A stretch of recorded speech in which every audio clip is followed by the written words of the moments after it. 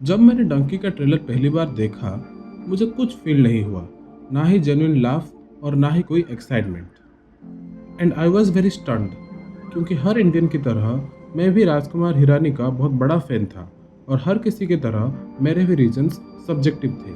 तो चलिए शुरू से शुरू करते हैं।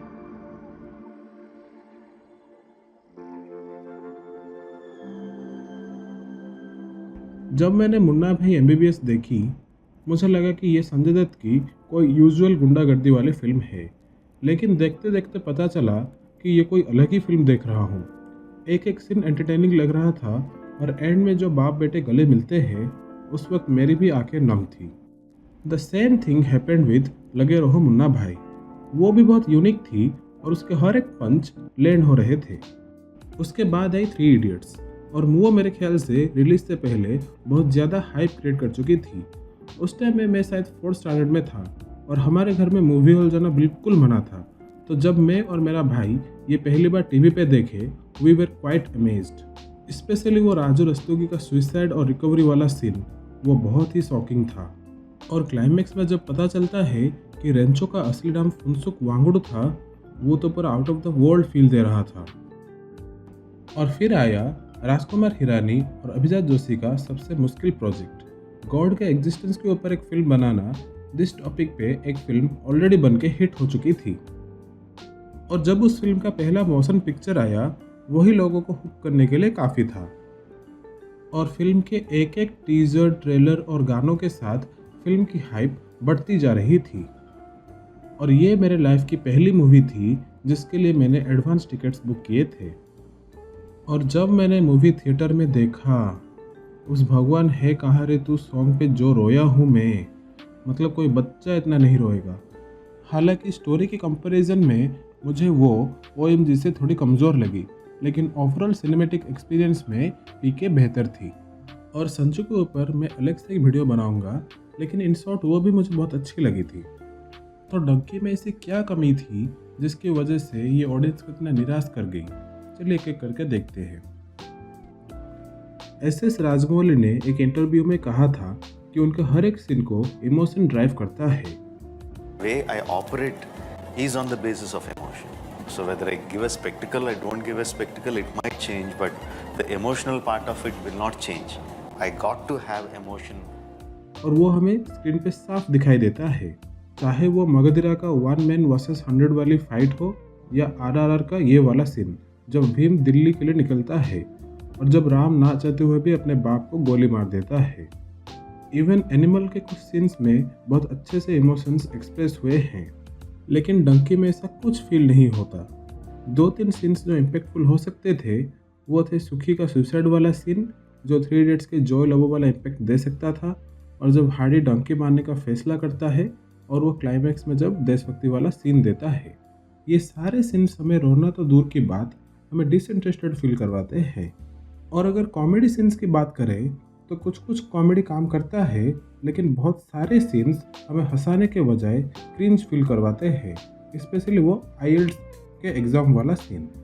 और रोमांस तो इतना फोर्स लगता है, और मन्नू से बड़ा रेड फ्लैग दुनिया में कोई नहीं होगा। वो जब भी कोई काम होता है तभी हार्डी को याद करती है। राजकुमार हिरानी के हर मूवी में प्रोटैगनिस्ट अपने यूजुअल एनवायरनमेंट से बाहर निकलकर बिल्कुल नए और अनफेमिलियर सिचुएशन में आ जाता है। जैसे कि मुन्ना भाई गुंडागर्दी छोड़ के डॉक्टर की पढ़ाई करता है और गांधीगिरी भी अपनाता है। रेंचो फ्लॉड एजुकेशन सिस्टम में अटक जाता है और कुछ हद तक फायदा भी उठाता है। और पीके तो एक और प्लानट में फंस जाता है। संजू को हम इसमें इंक्लूड नहीं करेंगे क्योंकि वो एक बायोपिक है और उसमें कौन से फैक्ट सच है और कौन से झूठ हमें पता नहीं। लेकिन डंकी की मेन प्रॉब्लम ये है कि बाकी प्रोटैगनिस्ट की तरह हार्डी की ये खुद की लड़ाई नहीं है।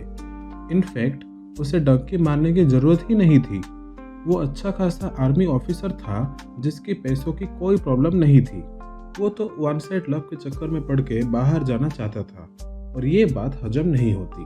और अगर बाहर जाना ही था तो देशभक्ति वाली स्पीच देके वापस आने की क्या जरूरत थी? आराम से एक सेंटेंस में बात खत्म करके अपने रेड फ्लैग मेरा मतलब अपने गर्लफ्रेंड के साथ रह सकता था।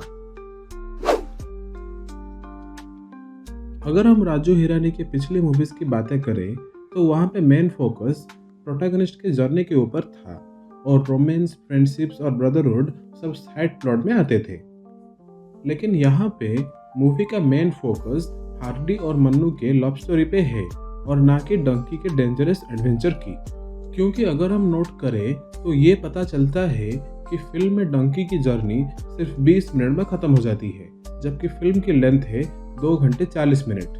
और वहाँ जाके भी अगर झाड़ू पोछा ही करना था तो इंडिया के किसी और स्टेट जाके भी ये काम कर सकते थे ना। इन शॉर्ट, अगर आधी फिल्म भी डंकी के एक्यूरेट जर्नी को दर्शाने में जाती और रोमांस एक सबप्लॉट की तरह काम करता तो शायद फिल्म और बेहतर होती। और वहां से आप दोनों की दोस्ती शुरू हुई और ऐसी दोस्ती शुरू हुई कि हर फिल्म में, राजू की हर फिल्म में you been a very important part. अभी नेक्स्ट फिल्म में स्पॉट बॉय। बोमन ईरानी और राजू हिरानी की partnership one of the best actor director partnership है और राजकुमार हिरानी के हर फिल्म में बोमन ईरानी का एक स्ट्रॉन्ग रोल होता है despite the length of the character. लेकिन यहाँ पे इनका कैरेक्टर बहुत ही ज़्यादा कैरिकेचरिस्ट लगता है और मुझे पता नहीं कि उनकी वॉइस इतनी डीप क्यों थी। A lovely weather today. Meet a new friends? Hadi. पहले तो मुझे लगा कि शायद उनकी तबीयत थोड़ी खराब है जब तक मैंने ये इंटरव्यू नहीं देखा। तो उसके बारे में बहुत डिस्कशन होती है। मेरी फिल्म बन चुकी है, उसके ऊपर डिस्कशन होती है, लेकिन one should not discuss your own film. और फिल्म में भी इनका कैरेक्टर बहुत ही ज़्यादा अंडर यूटिलाइज्ड है, क्योंकि जो बंदा आईएलटीएस क्लियर करता है वो हार्दिक की बदौलत करता है और जिस बंदे को डंकी से पहुंचाना चाहते थे ये लोग, वो भी वीएफएक्स से अपने आप को आग लगा देता है। तो गाइस, ये थे मेरे रीजंस कि मुझे डंकी क्यों पसंद नहीं आई। अगर आप मेरे किसी भी रीजन से एग्री करते हैं तो लाइक करना ना भूलें और ऐसे ही वीडियोस के लिए मेरे चैनल को सब्सक्राइब जरूर कीजिए। और अगर आप किसी मूवी या सीरीज़ पे एनालिसिस चाहते हैं तो प्लीज़ कमेंट सेक्शन में ज़रूर बताइए। This is Sagar signing off.